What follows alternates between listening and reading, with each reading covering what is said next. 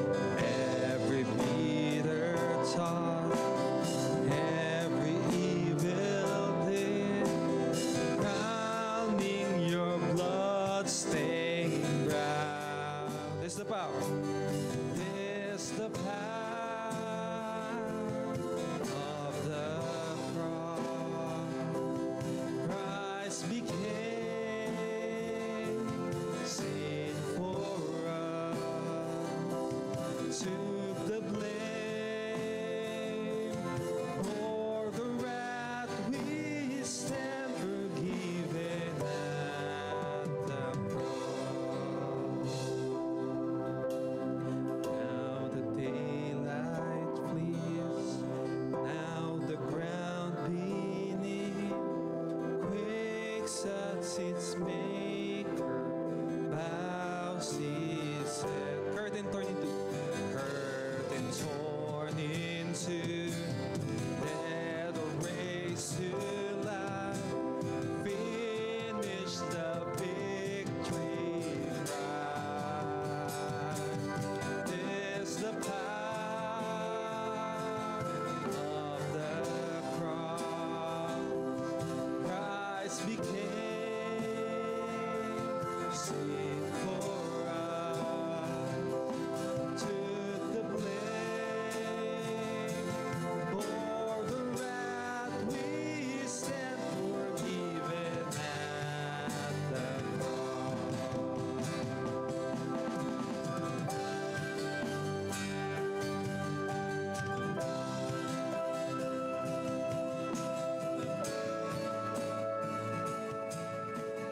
Oh, to see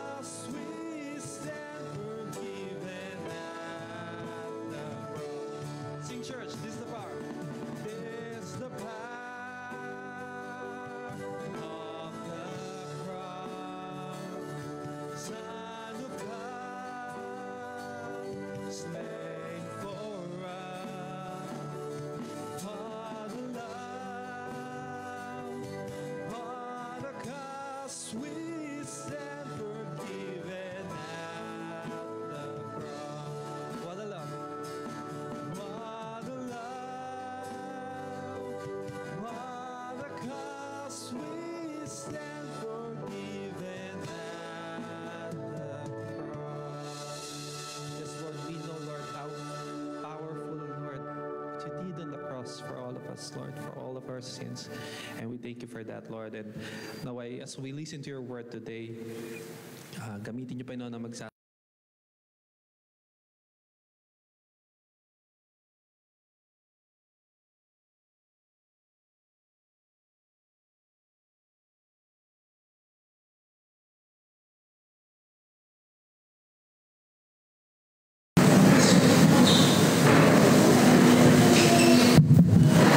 Good morning po.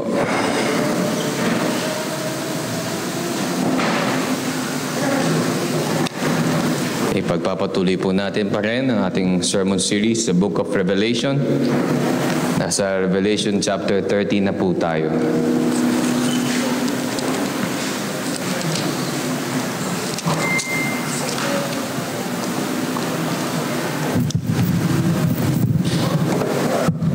So Revelation chapter 13, babasahin ko po muna siya. And then we're gonna ask God for His guidance and wisdom sa kalagitnaan natin. Sabayan niyo po ako sa ESV version, English na lang po muna. Ang sabi, "And I saw a beast rising out of the sea with 10 horns and 7 heads, with 10 diadems on its horns and blasphemous names on its heads. And the beast that I saw was like a leopard. Its feet were like a bear's, and its mouth was like a lion's mouth. And to it the dragon gave his power and his throne and great authority. One of its heads seemed to have a mortal wound, but its mortal wound was healed. And the whole earth marveled as they followed the beast. And they worshipped the dragon, for he had given his authority to the beast. And they worshipped the beast, saying, 'Who is like the beast? And who can fight against it?' And the beast was given a mouth uttering haughty and blasphemous words, and it was allowed to exercise authority for 42 months. It opened its mouth to utter blasphemies against God, blaspheming His name and His dwelling, that is, those who dwell in heaven. Also, it was allowed to make war on the saints and to conquer them. And authority was given it over every tribe and people and language and nation. And all who dwell on earth will worship it. Everyone whose name has not been written before the foundation of the world in the book of life of the Lamb who was slain. If anyone has an ear, let him hear. If anyone is to be taken captive, to captivity he goes. If anyone is to be slain with the sword must he be slain. Here is a call for the endurance and faith of the saints. Then I saw another beast rising out of the earth. It had 2 horns like a lamb, and it spoke like a dragon. It exercises all authority of the first beast in its presence, and makes the earth and its inhabitants worship the first beast, whose mortal wound was healed. It performs great signs, even making fire come down from heaven to earth in front of people. And by the signs that it is allowed to work in the presence of the beast, it deceives those who dwell on earth, telling them to make an image for the beast that was wounded by the sword and yet lived. And it was allowed to give breath to the image of the beast, so that the image of the beast might even speak and might cause those who would not worship the image of the beast to be slain. Also, it causes all, both small and great, both rich and poor, both free and slave, to be marked on the right hand or the forehead, so that no one can buy or sell unless he has the mark, that is the name of the beast or the number of its name. This calls for wisdom. Let the one who has understanding calculate the number of the beast, for it is the number of a man, and his number is 666. Let's close our eyes. Let's bow our heads. Let's pray. Dakilamin mo sa langit, Panginoon, kami lumalapit sa banal na trono ninyo, Panginoon, ng inyong awa at habag. Kami lalapit, Ama, sa kabanalan ng inyong salita at sa dakilang wisdom na meron kayo, Panginoon, na may you teach us, Father, through your word, what you revealed to Apostle John, Panginoon, to the faithful teachings of the forefathers before us, the apostles, and all who were martyred, Panginoon, sa pagtutungo ng inyong salita. Help us, Panginoon. Tulungan niyo po kami. Bigyan niyo po kami ng wisdom katulad na binigay niyo sa mga nauna sa amin, Panginoon, para unawain ang inyong mensahe, Panginoon. Maintindihan namin to, especially sa kapanahunan namin ngayon, Panginoon. Tulungan niyo po kami makita ang realidad sa aming paligid at sa pamamagitan ng reality na ito, Panginoon, makita namin yung tunay na victory at triumph na nakay Kristo lamang sa kalagitnaan ng persecutions, tribulations, and even death sa buhay ng mga Kristiyano, Panginoon. Help us to understand your word this morning, Father. We entrust you everything. This is our prayer in Jesus' name. Amen. So the title of our sermon this morning is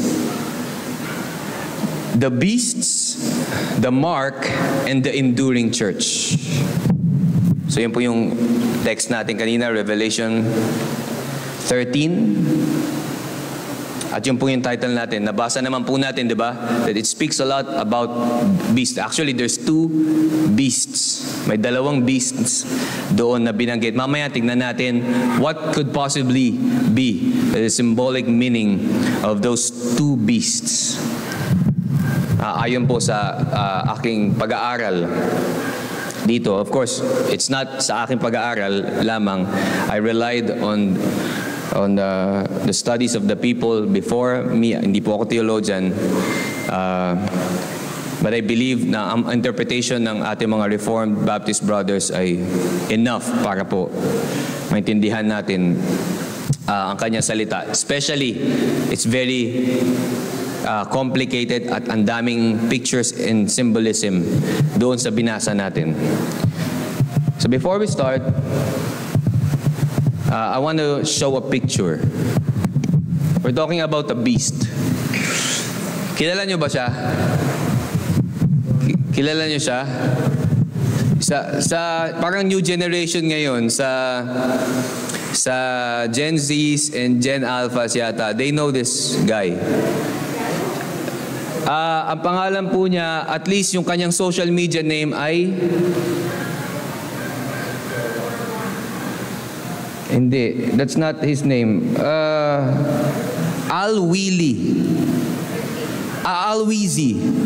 Pero he was mostly known or binansagan siya. Lumabas po siya. Ito po ay isang TikTok social media influencer. He's a transgender influencer na nagpo-promote ng acceptance ng transgenderism at acceptance yung ang tawag dito, yung she's like outspoken against yung body shaming. O yung tawag yung sa wag daw bigyan husgahan yung mga tao na like him ay may size or unhealthy or so pinopromote niya yun. And ang dami nitong supporters. Ang dami. I think if not 100,000, millions already has been following him sa kanyang social media. So hindi po siya babae kaya ako sinasabing he. Pero look at him. So, we're gonna talk about beasts. Later, we're gonna talk about him. He's related, hindi po dahil ganyan yung... Kaya po siya tinawag na Gorlock the Destroyer. At ay merong isang, I think, isang comic series, comics na may isang character that resembles his look, kamukha daw niya, kaya binansagan siyang Gorlock the Destroyer. Why? Because even the people, a lot of people around the world doesn't agree with his point of view. But sadly, marami ang nag-agree sa kanyang posisyon at yung pinupush niyang agenda and ideologies. But we'll get back to him later. Let's try to focus first doon sa ating passage. Medyo mahaba po ang ating sermon. I hope mapaikli natin siya. But I just realized na there's so many things that we need to point out dito sa passage natin. Kung binasa niyo po kanina, yung passage, by face value, again, kung titignan natin, ang hirap na namang unawain. Diba? Kung makita natin, I saw a beast rising of the sea with 10 horns. May beast with 10 horns and 7 heads na naman. Ito na naman yung mga creatures na pinapakita. With 10 diadems sa horns, blasphemous names on his head. Ano kaya yung ibig sabihin nito? Of course, alam na natin throughout our study sa Book of Revelation na these are symbolic. They have symbolic meanings or they represent something. Hindi lang po sa panahon natin ngayon, reality sa panahon natin ngayon, future, nung sinusulat ito ni Apostle John, tayo yung future eh. Hindi lang sa panahon natin, sa panahon nila and even sa Old Testament times, mamaya madadaanan natin, even sa Book of Daniel, may pinapakita, may nire-represent itong mga beasts na to, itong mga figures na to, at yung mga symbolism na to. Tignan muna natin yung first point natin. Diba, ang title natin, The Beasts, The Mark, and the enduring church. So let's look at the beasts first. The beast, first point natin. Sa first point natin, ang nire-represent nung beast ay political tyranny and blasphemy. Diba sabi? And I saw a beast rising out of the sea. Tingnan natin, letter A natin sa point natin, the source and nature of the beast. Sa Bible po, kapag sinasabi yung sea, at ngayon medyo mas nag-make sense sa akin yung binigay na example sa akin ni Carding before about the sea and the land. That could represent believers or the people of God, and yung kanya mga hindi pinili. Kasi sa Bible po, may ilang imagery na ibinigay about relating to sea. Sa Isaiah 57 verse 20, binanggit din po doon yung sea, referring to the tossing waves, which represents chaos and danger. Sa Revelation 17, mapag-aaralan natin, binanggit din po doon yung sea, which also represents chaos and rebellion against God. So yun po ibig sabihin, rises from the sea, ang ibig sabihin, chaos and rebellion. So sabi niya, yung beast rising from the sea, meron daw beast rising from the sea, ang ibig sabihin lang, whatever that beast is, it's gonna bring chaos, rebellion, and danger. So sa Daniel chapter 7, kung babasahin niyo po yung buong Daniel chapter 7, which is very long, but take time to read it,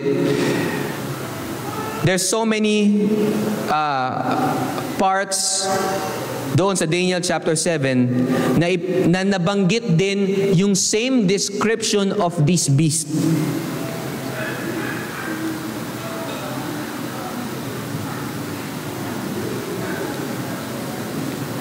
Yan. Na si Daniel mismo, nilinaw niya sa kanya na this represents human kingdoms or empires. So we can clearly say na yung beast dito represents authority, power, and especially sa panahon natin ngayon, kahit sa panahon nila noon, kahit sa panahon ng mga apostles, are political dynasties or people with influence and power, including religious influential personalities. So of course, dragon alam natin. The Bible is very clear when it speaks about the dragon. it speaks about Satan. It represents or symbolizes Satan himself. So anong sabi uli, di ba? I saw a beast rising of the sea with 10 horns, 7 heads, with 10 diadems on its horns. Later, we'll try na balikan kung maalala natin, yung diadems na ito sa ulo. Kasi with 10 horns and 7 heads, 10 diadems on its horns. Hindi ko na masyadong i-discuss yung every detail of this because alam naman natin na what 7 represents, di ba? 7 represents completeness. But usually, we're using yung term na 7 in representing the completeness of the work of God and the completeness or the divine nature of God. But at this particular scenario or at this particular passage, it represents the completeness of evil. Ibig sabihin, the worldwide evilness. So that's why it means 7 heads. That's one interpretation that we can actually accept as Reformed Baptists. But also, historically, merong mga like countries that represents 7 countries na pwedeng i-take historically. Mamaya babalikan natin na this is what's good and what's wonderful about the revelations, yung revelation. It is a reality. It's like multiverse. Kung di ba, nanonood kayo ng Avengers, multiverse, iba't ibang reality. But eto, ang tawag dito, realities that coexist, magkakasama. So ang sinasabi dito, what's being revealed to us are coexisting reality through the past, the present, and the coming future. So ibig sabihin, this means many scenario. So mamaya titignan natin pa. So with 10 diadems on its head and blasphemous names on its horn and blasphemous names on its head.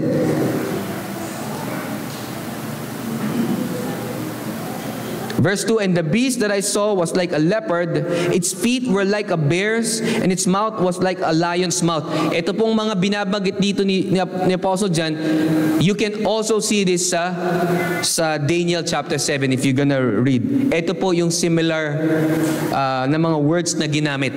Ibig sabihin, sa vision ni Prophet Daniel, he saw the same pictures or the same creatures, which represents the same things or same reality.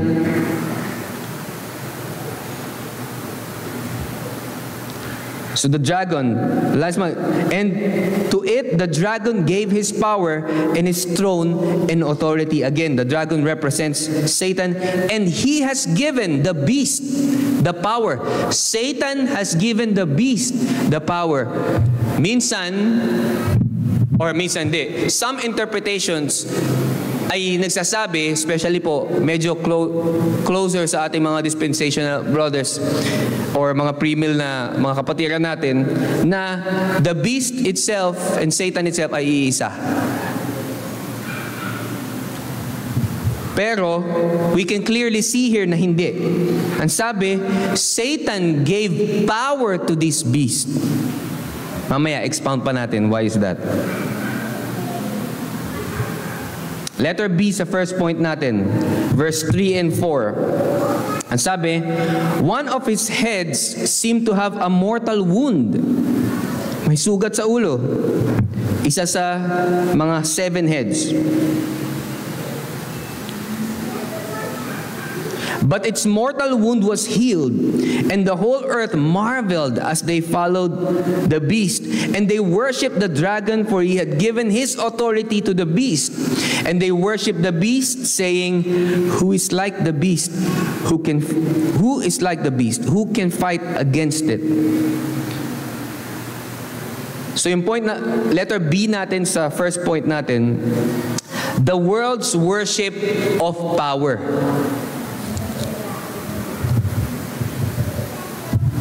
Okay. Doon sa may sugat sa ulo, yung sabi, diba, nakita yung beast that is wounded sa ulo. I'm gonna present four possible, again, coexisting reality or coexisting na interpretation nung sugat sa ulo. Because even sa Reformed community, may mga iba-ibang interpretation that we can all take actually as reality, and I'm taking them as coexisting throughout history na interpretation or reality. So what does the wound on the head represents? Kasi may sugat, tapos gumaling. Do yung beast, sabi, di ba? So first idea or first interpretation na pwede natin tignan as reality is the apparent defeat of satanic power. Yung parang natalo, mayroong picture of losing kasi may sugat sa ulo. If you remember sa Genesis 3, di ba, sinabi, the seed of the woman will crush the serpent's head, if you remember that. Somehow we can, not fully, relate to that. Na yung serpent's head, which we know is the dragon or Satan, ay being crushed sa ulo. His head is gonna be crushed by the seed of the woman. So the mortal wound represents what looks like a fatal blow. Kasi sabi, mortal wound. If we try to understand the word mortal wound, it's a type of wound that can cause death. So matinding sakit.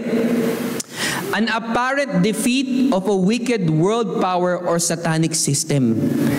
Parang natalo, parang nag-fall, or parang may defeat. Pero, anong sabi?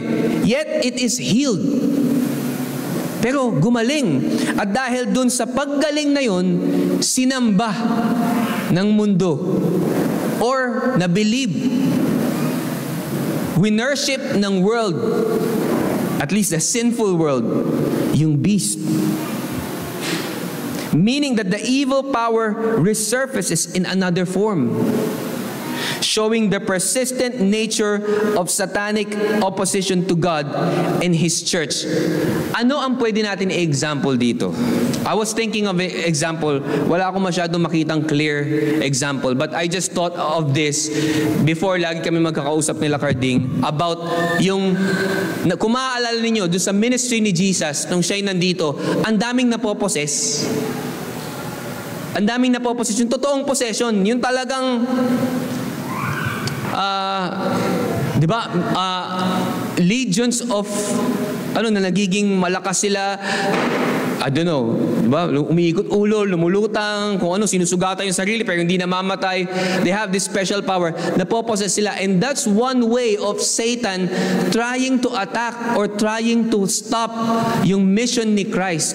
Talagang very active sila nun.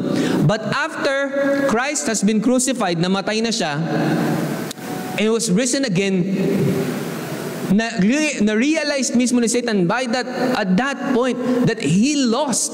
Natalo siya. So we can connect this dito sa sinasabi sa Revelation na he was powerful. Satan was powerful and trying na maging victorious o labanan si Kristo sa kanyang ministry, sa kanyang work, at sa pag-share ng kanyang katotohanan, pero natalo siya. His head was mortally wounded. Pero, makita natin, but it was healed. Ibig sabihin, nag-resurface. Ibig sabihin, merong continuous, constant battle between the power of God, or the power of Christ, and the devil. Kahit na nag-victorious na si Christ doon sa cross, kung sinabi niya, it is finished, it is done, He already won. Satan is still allowed. Mamaya makikita natin yung term na allowed to still work. Kaya may resurfacing o yung persistence ni Satan ng evil na magpatuloy sa kanyang gawain para sirain yung mga mananampalataya. it resurfaces in another form. Paano natin i-relate ngayon sa panahon natin? Ngayon, wala na tayong masyado nakikitang, di ba? Pag lumabas ka ba sa labas, may makikita kang umiikot-ikot yung ulo, nakaluto, di ba? Mga kwento na lang, pero it's not, kung may totoo of course, wala pa, hindi ko alam kung meron sa atin naka-experience dito. Pero kung meron man totoo, maybe that's just very few. No, sobrang konti lang. Unlike before sa time ni Jesus, na ang dami, almost every court. Doon lang sa lugar nila, ang dami.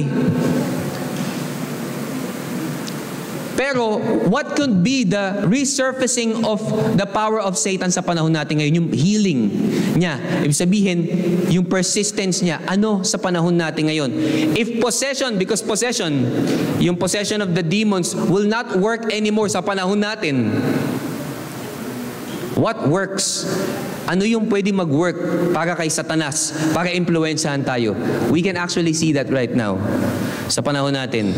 Ano yung nagwo-work? Na nagtitake ng ating attention, ng ating time, consuming us.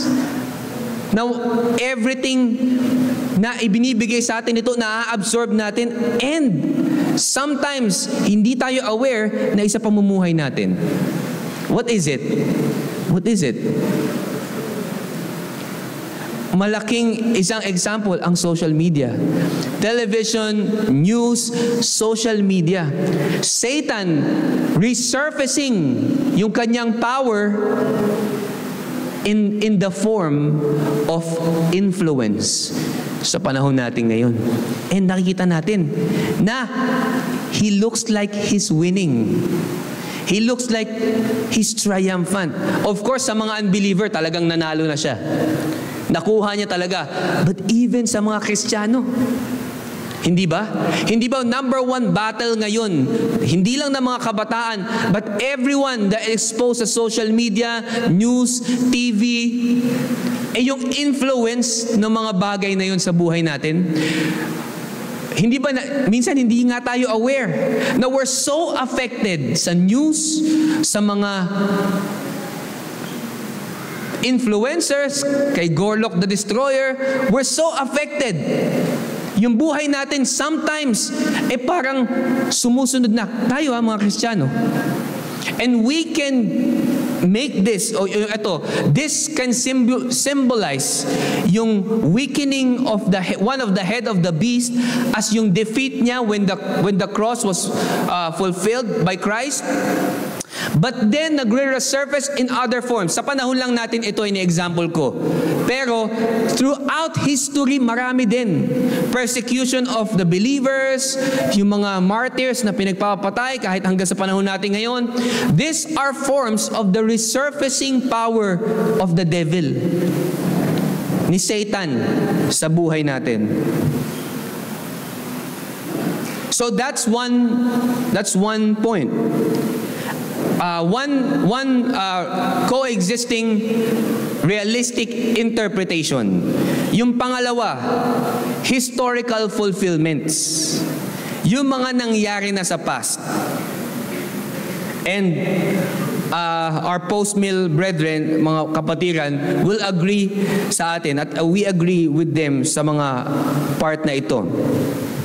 So, yung historical fulfillment shows, lalo na yung mga Puritans, believe na itong passage na to refers to the fall of the pagan Rome.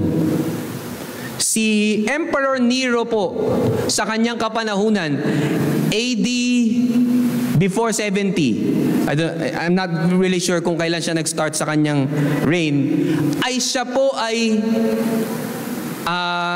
he's a very cruel emperor. At ang main target niya po ay yung mga believers, mga Christians. At grabe ang persecution niya sa mga mananampalataya noong panahon niya kay Emperor Nero. But historically, ano po yung nangyari? For some reason that I don't know, maybe some other theologians know, or historians, ay nag-suicide po si Emperor Nero. Nung nag-suicide si Emperor Nero, by AD 68, bumagsak ang Rome. Finally, AD 70, bumagsak ang Rome. So na-fall ang Rome, bumagsak ang kanilang government, at lahat ng related to it, even the persecutions of the Christians, ay parang nagwagi yung mga Kristiyano at that time nung namatay si Emperor Nero at bumagsak ang Rome. But ano yung healing naman historically? Yun yung mortal wound nung pagkabagsak ni Emperor Nero at ng Rome. But yung healing is the rise of the Papal Rome o Papal Rome or Papacy, yung Roman Catholicism. Yung natin pa yung makita, nag-resurface na naman, natalo. Historically, si Emperor Nero and the Rome bumagsak, pero nag-resurface. We can see the constant battle between good and evil here. Nag-resurface na naman siya in the form of Roman Catholicism. Na hanggang sa panahon natin ngayon, makikita natin, they govern a lot. Almost all countries in the world ay influenced by Roman Catholicism. Even the laws that we have at lahat ng mga related sa ating government somehow ay related or konektado sa Roman Catholicism or sa Papa, sa Pope. So we can also look at it like this. The Roman Empire appeared defeated, but its blasphemous power was revived through religious political corruption in the papacy. Hindi ba ito totoo? Yung Roman Empire appeared to be defeated nung namatay si Emperor Nero, pero nag-resurface na naman siya in the form of religious political corruption sa Roman Catholicism. Nakikita natin yan. Diba?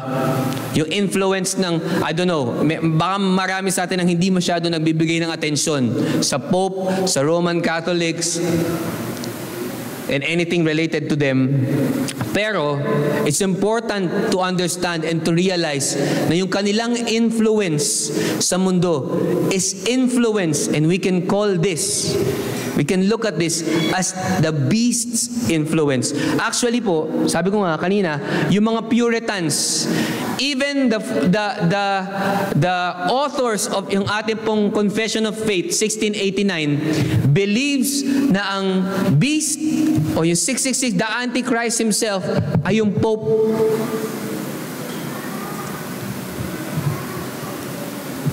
Kasi nga, sa kanilang experience, sa persecution and influence na meron yung power, parang malinaw sa kanila na ito yung Pope.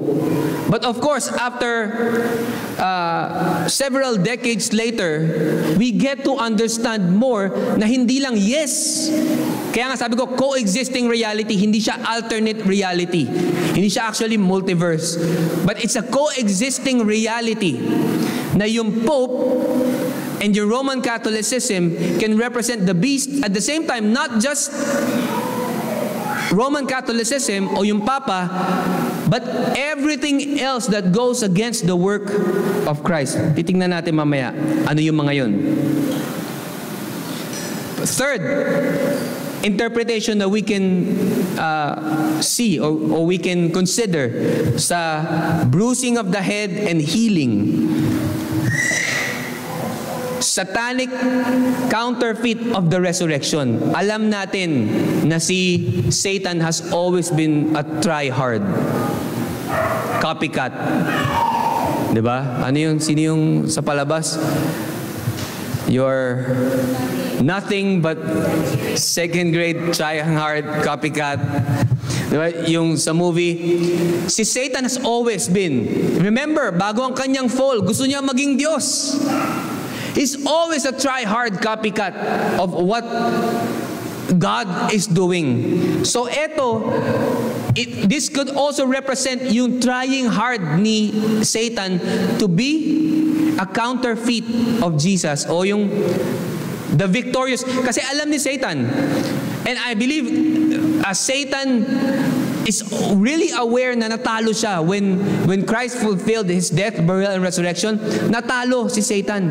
So nakita ni Satan yung victory doon ni Jesus. So what he did is kina-counterfeit niya, kinakopy niya yung work ni Christ. And this could mean this way. The mortal wound healed is a satanic parody of Christ's death and resurrection. Parang namatay, mortal wound, at nabuhay muli. Si Christ ay totoong namatay at nabuhay muli. Si Kristo. But the beast only appears to suffer death.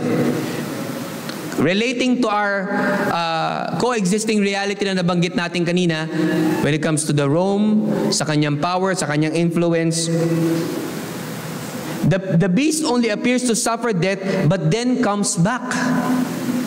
It mimics resurrection to deceive the nations. Nakita ni Satan na powerful yung death, burial, and resurrection ni Jesus Christ. That's why he's trying to mimic it. This shows how Antichrist powers try to copy the authority and worship due to Christ alone. Our last possible coexisting interpretation dito sa part na to. Psychological and spiritual impact. The healing of the wound causes awe and devotion from the world. Nakita natin sa verse 3 and 4 kanina, di ba? Nung pagpapagaling nung sugat, mortal wound, gumaling at na-amaze yung mga tao, sinamba yung beast. This illustrates how people are drawn to false power. That's a reality sa panahon natin, nakikita natin ngayon yan. Na it's easy to draw people when we see power. And Satan's way, or at least the beast's way of doing it, ay ipakita na from weakness, from death, from mortal wound, miraculously na-heal siya. We will give a few examples. Fake miracles and seeming invincibility. The world marvels not because of truth, but because of spectacle. This is the difference. Ano yung ang example na may bibigay natin sa panahon natin ngayon yan? The world's marvel at false power. This is the sad truth. I always talk about atheists. Diba? Sabi ko, madami sila. Madami mga atheists sa mundo. Pero sa totoo lang, ang katotohanan talaga, atheists are just few.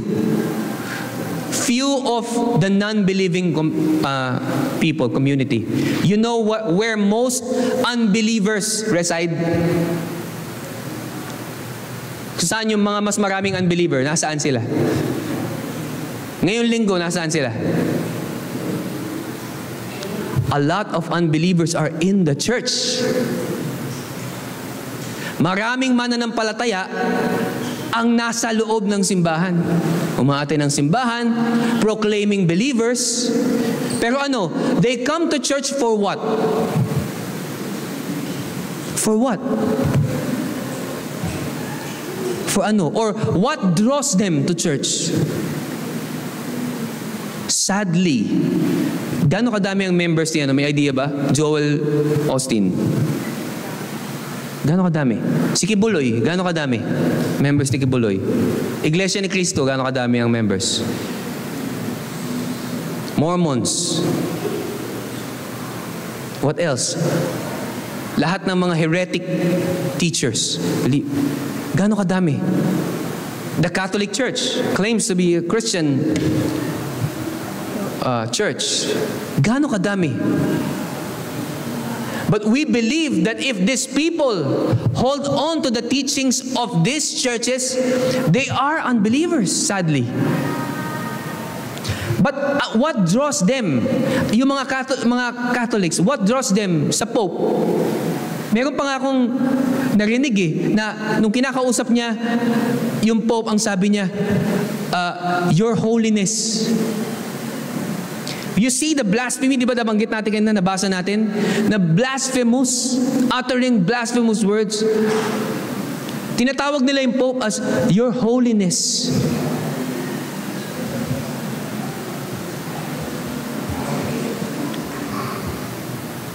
Yung deception ni Satan sa mundo, using power, using false prosperity gospel.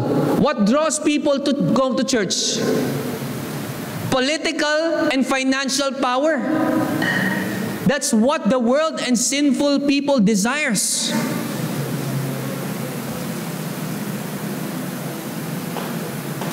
Psychological and spiritual impact. We can look at it as yung bruising and healing. We can interpret it that way. Bago tayo masyadong humaba, punta tayo sa letter C natin. First point pa lang tayo. 3 oras po tayo dito.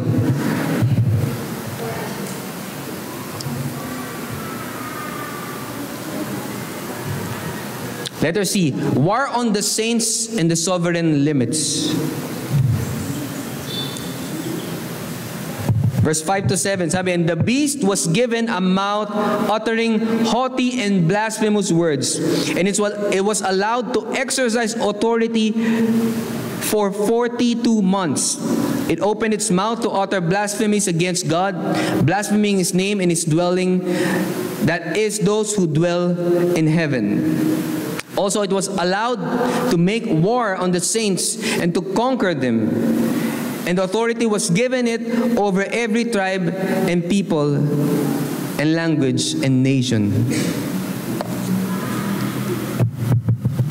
War on the saints and the sovereign limits. Makita natin, blasphemes God and makes war on the saints. This is reality sa atin ngayon. Totoo sa atin ngayon. Nung panahon ni Emperor Nero, he does it. He did it. Sa panahon natin ngayon, the extreme Islam is doing that. Attacking Christians, killing Christians. Kailan lang may present tayo na missionary that was stabbed to death because he's preaching the word. The beast is waging war against Christians, against believers. Makes war on the saints. E tingnan natin to. But still, sabi natin, di ba, victorious na si Kristo. When Christ died on the cross, He was victorious. He was risen again. He was victorious. And Satan knows that. After that, Satan was put into a leash, o yung nilagay si Satan sa kadena. But may length yung chain. Let's just imagine it like this, Nakakadena si Satan, pero medyo mahaba yung chain. At hinahayaan pa siya na mag-roam around and can do with the limit. Nasa leash na siya because Christ is already reigning and we claim that as believers. Revelation chapter 5 shows that to us na victorious and triumphant na si Kristo. But Satan is still allowed to work, to deceive. Kaya sabi, di ba? And it was allowed. Sino yung nag-allow? Alam natin, even sa panahon ni Job, only God allows. Siya lang ang may sovereign authority to allow things to happen. To exercise authority for 42 months. Authority was given. God's sovereignty governs even evil. The saints are conquered temporarily, not ultimately. So yung mga saints ay temporarily nako-conquer. Kanina yung example natin sa panahon natin ngayon. With sinful temptation sa paligid natin, sa mundo natin, makikita natin na most of the time tayo mga Kristiyano nako-conquer tayo. Hindi lang yun. Yung mga martyrs that are being killed. By that time, the apostles that were killed, tortured and killed, the martyrs, our forefathers that fought, it seems like we're losing. Pero ang sabi, the saints are conquered temporarily, but not ultimately. Balik muna tayo dun ng konti lang. I'm gonna give like one interpretation. There's so many interpretation doon sa 42 months. So yung 42 months po na yun, 3.5 years. Kung iisipin mo natin, kami noon, tinuturuan kami sa Revelation, na yung 3.5 years na yun, yun doon yung tribulation period. Tapos after that, 3.5 years uli. And then, the second coming. And yung mga bagay na yun, interpreted that way. Pero as we are interpreting it right now, in the light of the rest of the Word of God, hindi lang cherry-picking passages. At sabi natin, what does 7 represents? 7 represents completeness, di ba? Yung kompleto. And this speaks about persecution, tribulation, at yung conquering ni Satan sa mga believers. Etong passage, etong pinag-aaral natin, at least these specific verses. Tapos binanggit yung 42 months o yung 3.5 years. What does it represent? Kung i-connect natin sa 7 fullness of 7, ito po, the 3.5 represents brokenness or putol. So, ibig sabihin, putol na 7. Ibig sabihin, hindi siya full. Hindi siya ultimate. Yung conquering ni Satan sa mga believers, hindi ultimate. Hindi final. It's a broken 7. So, that means it's just temporary. Mamaya, pagtuunan pa natin ng pansin yun. Letter D. First point pa lang tayo. Call to perseverance and faith.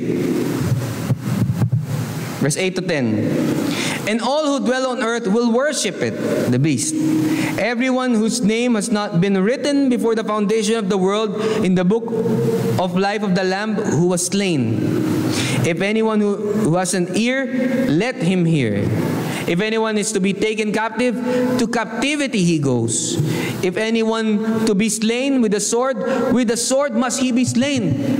What is John talking about this? Ano yung sinasabi? Sino yung mga sinasabi niya dito?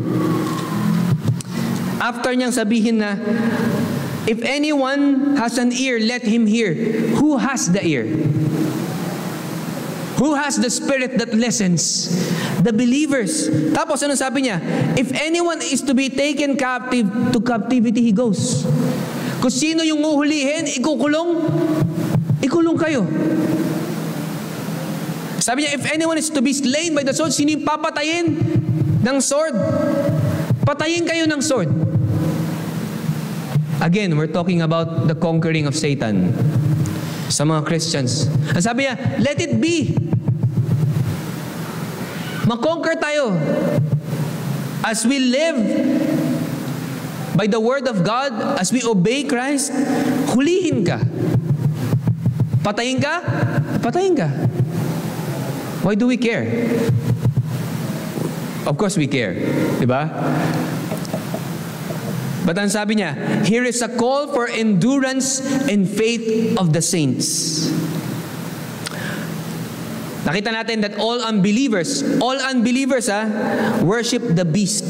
So the beast cannot be just one person or one group of people or one government. Diba sabi natin kanina, it could be government or it could be a group of people or a religious sect. But it cannot be. Kasi ano sabi? Lahat ng nagdudwell sa mundo, lahat ng tao na hindi nakasulat yung pangalan sa Book of Life, ay sasambahin yung beast. So, sabihin lahat ng tao. So, that cannot mean that na iisa lang yung beast. The beast represents many entities or many sect, many group.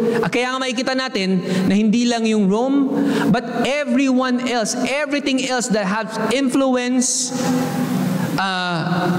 power, and authority can represent the beast, especially when they're against Christ. Kung sila ay against kay Kristo, they are the beast. As the Islams, yung mga Muslim, worship Allah, kung sino man yung wino-worship ng mga Mormons o kung sino man, they all represent the beast. That's why hindi natin pwede sabihin na iisa lang yung beast, which many Christians believe, na iisa lang yung beast.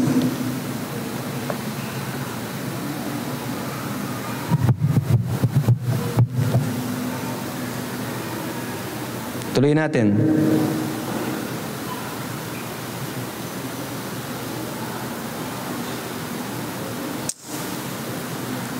Pero sabi, the elect do not. The unbelievers worship the beast, but the elect do not. Sabi niya, di ba? Sa verse 10, here is a call for the endurance and faith of the saints. So we are being called sa kalagitnaan ng persecutions and Satan trying to conquer us believers. We are called to endurance. Mamaya, kasi yan yung last point natin, endurance of the church. Mas diinan pa natin yan. Punta na tayo sa point number 2 natin. Isang oras ulit. The mark. Ano yung mark? Mark of the beast.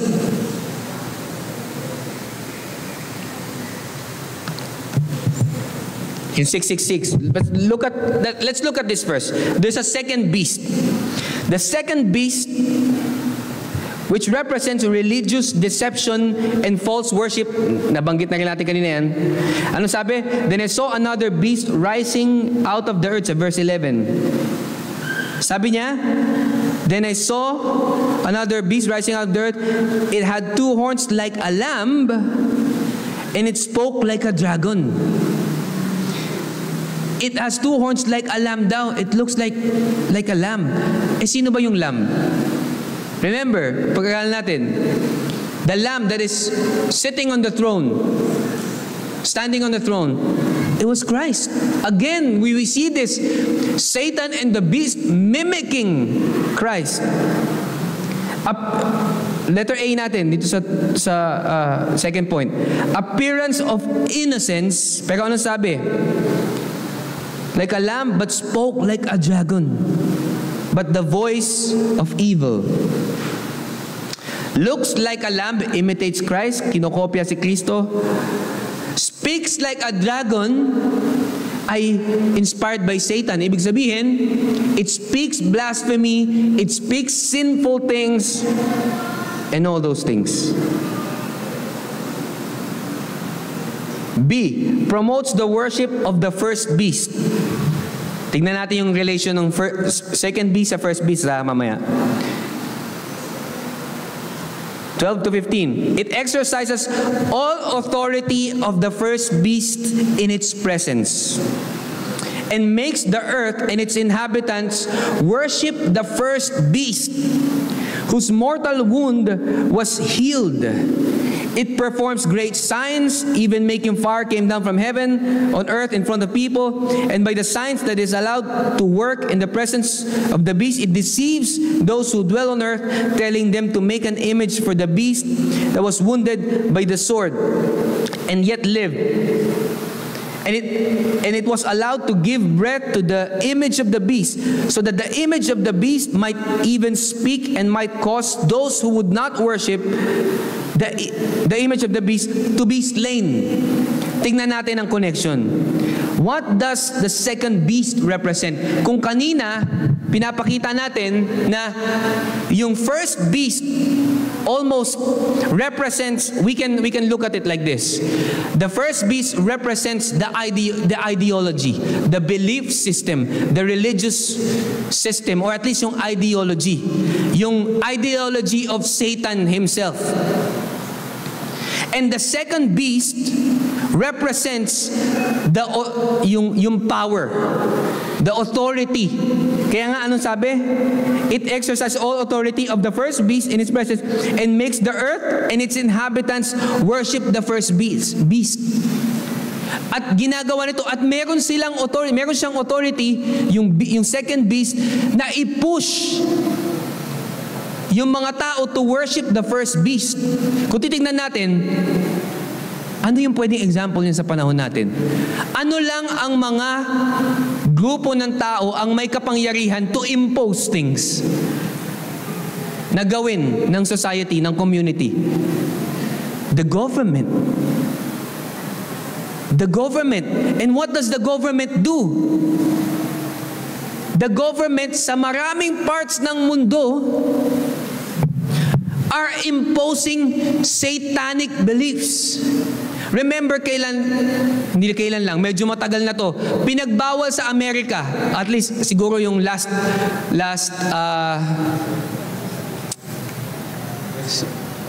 president, sila Biden, yung administration, last administration sa Amerika, pinagbawal ang pagdadala ng Biblia, pagbabasa ng Bible sa schools, pinagbawal ang mag-pray sa school, wag daw gawin sa school. Pero ang pinupush nila na okay ang mga drag queens na magturo sa mga kabataan, okay na i-push yung LGBT flag, yung rainbow flag. So what does this show us? Na yung second beast represents yung governing authorities with power and influence sa atin. At pinupush nung second beast, which are the government, yung ideology ng first beast. Na i-worship yung kasalanan. Balik tayo kay Gorlock the Destroyer. It's sad to say na alam nyo ba na sa Amerika, hindi ko alam kung parang meron na rin yata sa atin, hindi ko lang sure, may batas na bawal punahin si Gorlock the Destroyer. Pag nakita mo I think nga malalakas ng loob yung mga nasa social media lang na tinatawag siyang Gorlock the Destroyer. But in public, when you shame, ang tawag nila fat shaming. When you shame siya sa public, pwede kang makulong. Shaming is not good as well. Pero siguro kahit sabihan mo lang siya na, you're fat. I remember, yung anak ko, naglalaro sila ng Roblox. Yung isang character sa Roblox, mataba. Siguro pang sinadya nung player na mataba. Yung character niya, siguro kukyutan siya. So sinabi lang, hey, you're fat. Sabi ni Zayn, nag-comment siya doon sa character. Naban siya. Naban yung anak ko sa Roblox. Hindi siya pwede maglaro, I think for a certain period of time. Dahil sinabi niya mataba. Hindi ba totoong mataba? Alam ba, si Gorlock the Destroyer. Anong tatawagin natin sa kanya? Pag tinatanong mo yung mga tao sa college students, sa social media, yung mga tao, people of personality, sasabihin nila, just to be relevant at makisabay sa mundo. Sasabihin nila, no, hindi, maganda. You're so pretty. No, she's a 10. Alam niyo yun, yung nire-rate yung mga pagmaganda, good looking. Ano siya? 7. She's a 7. O kahit sa lalaki, sinasabi nila yun. He's a 9. Ganyan. Parang 1 to 10 yung rating. 10 yung pinamataas. Ang mga tao sinasabi, you're a 10. Kay Gorlock, Although, of course, maraming pinagtatawanan yung mga actions na yun. Pero, tanggap na tanggap yun ng society. Mga kababaihan na totoong magaganda, totoong may maayos ang itsura, sinasabi, no, wag niyo siyang husgahan, she's a 10, she's so pretty. Pero sabihin mo yung mga babae na yun, sabihin mo, kamukha mo si Gorlock the Destroyer. O sabi mo 10 siya. Sabi mo 10 siya, kamukha mo. Tignan mo, ba't sila magagalit yun? Sigurado magagalit yun. Siguro itatago lang nila na hindi, pero magagalit yun. Bakit? They know sa sarili nila, nakasinungalingan yun.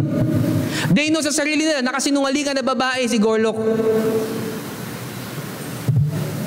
Si Alwizi, hindi siya babae, pero tinatanggap ng society.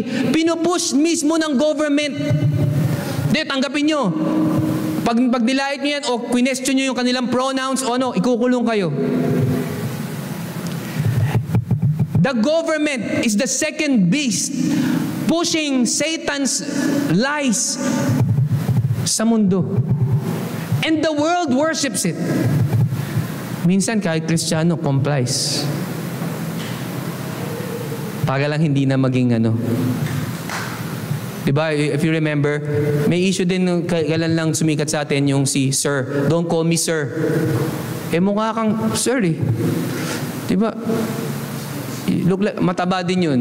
Siguro may psychological effect talaga yung diet at parang it affects the brain. Tapos sabi niya, babae din daw siya, pero lalaki din yun, hindi daw siya sir, ma'am daw siya. Tapos pinagalitan niya yung waiter. If you remember, tumending yun, di ba? Pinagalitan yung waiter, pinatayo niya ng 2 oras yung waiter para sermonan. Tapos tanggap to, marami nag-support sa kanya, although marami ding nag-go against sa kanya. Pero tanggap ng society yun. These are the lies, and even the government, people of power and authority are pushing these lies sa atin. And sometimes Christians, wag niyo nang anuin. Kung gusto niya, okay ma'am, did we ever do that? Hindi po ako sir, kuya, ma'am po ako. Sige po, sorry po ate. May gumaganon ba sa atin? Sana wala po. We should not care what these people think of themselves. We should only care for the truth. As Christians, we should endure. Ano pa ang pinaka-example dito? Mamaya tignan natin. Tuloy natin. Creates an image and enforces its worship. Image of idolatrous political power. Ito. Causes death to those who will not worship. Diba? Nabasa natin kanina. Kung sinong hindi magwo-worship, susunod, mag-a-abide sa ideology ng mundo, ng kasalanan ni Satanas, uhulihin, papapatay. We will see more. Letter C, economic pressure and the mark of the beast. 16 to 18. Patapos na pala tayo.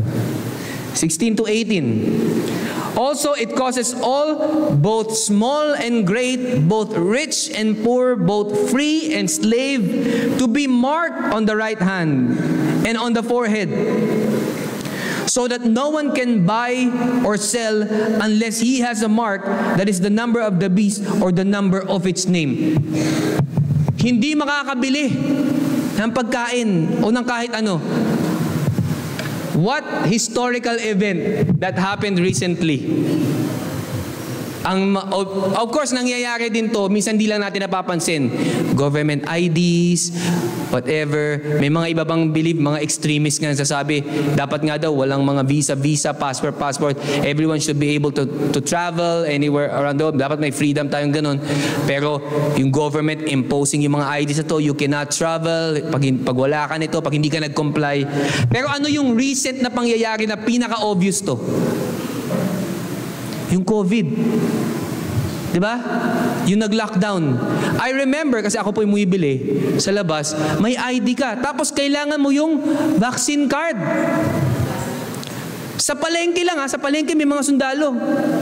May mga pulis. Tapos ipapresent mo yun. Kapag wala ka nun, hindi ka makakabili.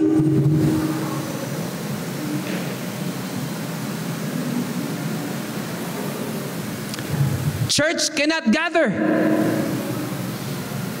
Bawal mag-gather. Kapag nag-gather ang simbahan, huhulihin. Kasi social distancing. But I'm so thankful that our church, nung panahon na yon, siguro we complied a couple of weeks. And then after that, we came back and worshiped together. Di ba? If you remember, we endured. By the grace of God and by His goodness, we endured. That's a wrong, yun ay maling pag-i-impose ng authority.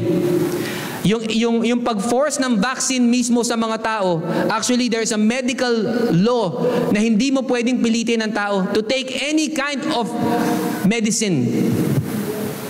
Lalo na intravenous o yung sinasaksak.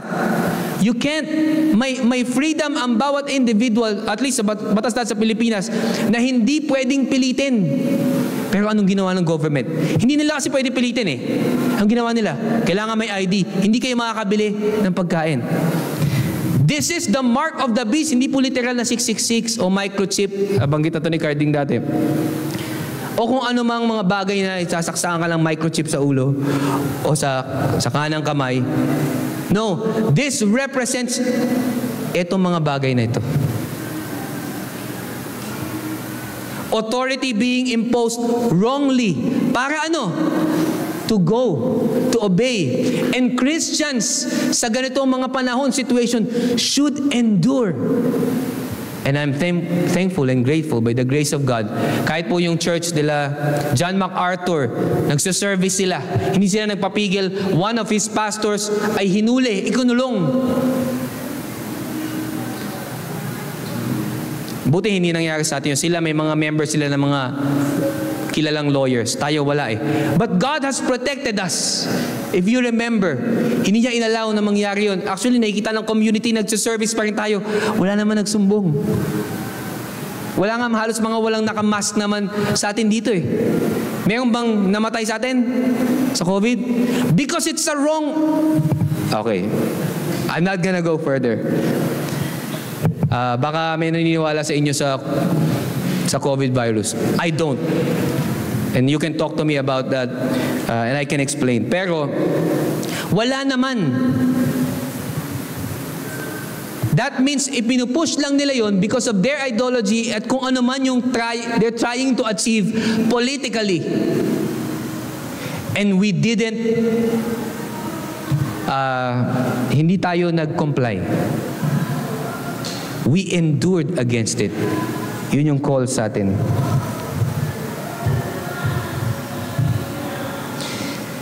Cannot buy or sell without it symbolizes control and allegiance. So, again, ano yung ibig sabihin ng 666? I think na-mention na ito before sa ating mga preachings. Ang 777 represents completeness, the divinity of God, the deity, kasi complete perfection. The 666 is the number, ang sabi, di ba? This calls for wisdom. Let the one who understands, who has understanding, look at this, calculate the number of the beast. Alamin, bilangin, unawain. For it is the number of a man. And his number is 666. 666 is the failed attempt to reach God's perfection. Kaya 666. Kasi 777 ang perfect. 666 is the failure, the falling short. So, ano sabi ng Bible, di ba? Everyone has fallen short of the glory of God. But the beast is trying, mimicking Christ, trying to be Christ. But it falls short. Ayun yung sinasabi dito na calculate. Siya na may understanding na pangunawa, bilangin ninyo, calculate ninyo what the 666 means in comparison with the 777. And this is what it means. And we believe that this is what it truly means. Hindi siya literal 666 number or 777. Let's go to our last point. Overtime na ako. The enduring church. Letter A, God reigns over all history. Nadaanan natin kanina to. Over all history, God reigns. Kahit sa evil, siya pa rin na nag-aalaw. Siya pa rin yung because He's God. He's sovereign. Not even the power of Satan may say sa sovereignty ng Panginoon. Satan is just on a leash. Bakit? Kasi nabanggit ko kanina, Christ has already conquered. Panalo na si Kristo, and that is the hope of Christians. Sa Revelations 5, that is clear. Letter B, the church must be discerning and faithful. Diba sabi niya? This calls for wisdom. The beasts are not just future figures, unlike a lot of Christians believe na may literal na dragon, kung ano-anong mga sungay. It's not a future figure, but it represents present systems of power and deception. Not just present, the past, the present, and the coming future systems of power and deception. Yun po yung 666, yun yung beast. The saints must see through the lies of worldly security and power. Tayo po mga Kristiyano dapat sensitive. We have the wisdom. We have to see through the lies. It's very hard though, right? Without the grace and wisdom of God and His Word, that's why His Word is very important. Yung lies sa paligid natin is very rampant. It's almost everything is about kasinungalingan. Fakery. Kahit yung sa mga social media, sa news, laging fake news. Yung mga tao sa social media, fake, AI. See this? Hindi na nga sila totoo eh. Yung mga muka, ang kala mo, ang gaganda, at pag nakita mo sa person, ito ba yun? Siya ba yun? Kasi it's all fakery, it's all lies. Being fabricated by the world para makuha yung attention. Sadly, kahit ng mga Kristiyano.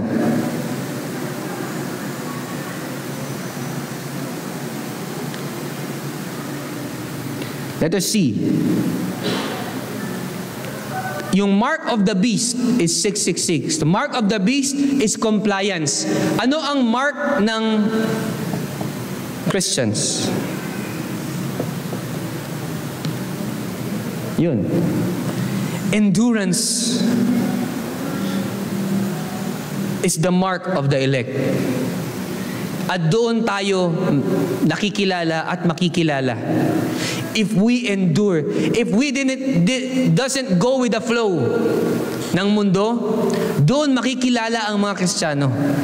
Oh, he's different. Uy, iba siya, kakaiba sila. Why? Because we are triumphant. We are victorious in Christ, brethren. Hindi tayo dapat nagko-comply.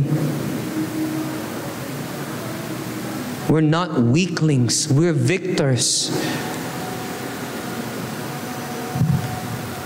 Those who refuse the mark of the beast bear the mark of the Lamb. Revelation 14:1, yung susunod na verse. Ang sabi doon, pasadahan ko na rin. Then I looked, and behold, on the Mount Zion stood the Lamb with him 144,000 who had his name and his father's name written on their foreheads. Yung nag-refuse, yung mga believers, yung mga elect that refused the mark of the beast have the mark of the Lamb. And that's what we have. That's why we can endure, because of the grace of God. Enduring under persecution and deception proves true faith. Do we have this? Are we enduring? Under persecution and deception, are we enduring? Or tayo din mga Kristiyano na di-deceive? Last point. Wisdom is required. Verse 18 sabi, this calls for wisdom. Discerning the beast's tactics in history, culture, and religion. Kailangan nauunawaan po natin. That's why it is important. Yan ang isa sa nagagawa ng social media, devices, o kung ano man na kumakain ng ating time. Binubulag tayo sa historical truth, biblical truth. Bakit? We don't have time to study the Word anymore, to pray anymore. We don't have time to look into history anymore. We're so busy, possessed by our devices o kung ano mga pinagagawa natin sa buhay. Cling to Scripture. Sa salita ng Diyos tayo, interpreting it sa kanyang sarili, ang salita ng Diyos, doon tayo magtiwala. Not sa mga signs, powerful signs. Ay, sabi ni ganito, pastora, mangyayari to. Yung mga modern day prophets, claiming modern day prophets natin, healing. Problema, ang dami naniniwala doon. Huwag tayo maniwala. Maniwala tayo sa sinasabi ng salita ng Diyos at sa tamang interpretation ng salita ng Diyos. So in conclusion, mga kapatid, ang Revelation 13 ay hindi panawagan para matakot tayo. Banggit natin kanina na kung mamamatay sa sword, mamamatay. Kung huhulihin, huhulihin. Pero it's not a call to fear, but a call to faithfulness. And as warriors, as fighters of Christ, Satan's strategy is clear. Na gamitin ang government, ang religious systems para mag-demand ng loyalty sa Kanya. But Christ calls His people to endurance, discernment, and worship of the true God. The Lamb has already triumphed. Those who follow Him will share in His victory. Revelations 2:10, kung maaalala po natin ang sabi, be faithful unto death, and I will give you the crown of life. So this is a challenge sa ating mga Kristiyano. Be faithful even unto death, and I will give you the crown of life. We have to accept the fact that yes, Jesus is triumphant. Yes, Jesus is already victorious. But Satan is still let out on a leash. Yes, he cannot conquer us ultimately anymore. Because we are secured, we are written. Sabi sa kanta natin kanina, ang ganda, di ba? Nakasulat na yung pangalan natin sa book of life. We're secured, and that is our hope. Pero He's allowed still to temporarily conquer us. And what do we do? Are we ready for battle? Are we ready for war? For spiritual warfare? Or we just comply? And I hope we don't. Because the mark of the believers, the mark of the true elects, ay endurance. Are we willing? Paano pag nagkaroon ng panibagong pandemic? Or ini-impose nila na rules, or in-impose nila, katulad ng panahon ni Daniel, sambahin nyo to. Pag niyo sinamba, papatayin kayo. Papakain kayo sa leon. Can we stand like Daniel on our faith? Sige, pakain mo ako sa leon. Sige, pakulong mo ako. Diba sabi sa binasa natin? Sige, papatay mo ako using a sword. I am victorious in Christ. And this is a hope and encouragement na dapat ma-push sa ating mga puso, sa ating pinag-aralan ngayong umaga ito. Let's close our eyes, bow our heads, let's pray. Dakila namin masalangit, Panginoon, salamat sa inyong salita ngayong umagang ito.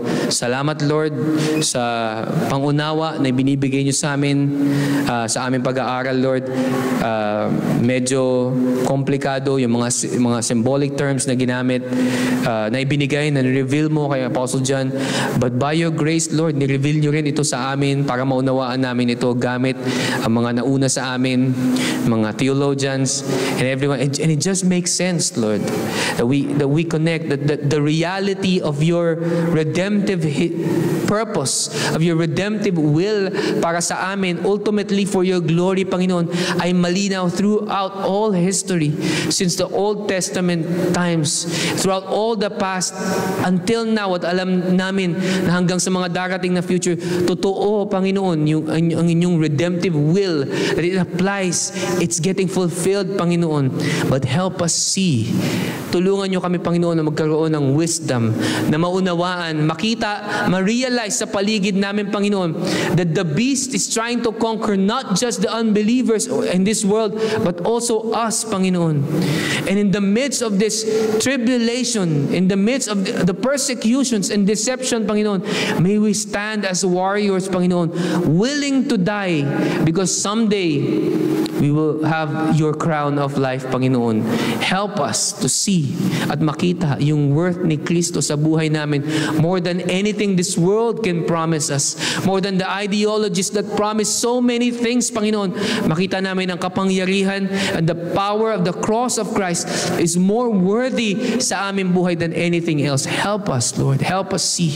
Give us more grace. Give us mercy, Panginoon, to understand these things. We thank you once again for your word.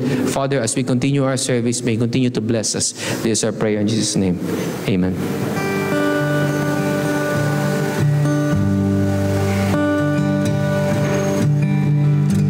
So, tumayo po tayo lahat as we sing our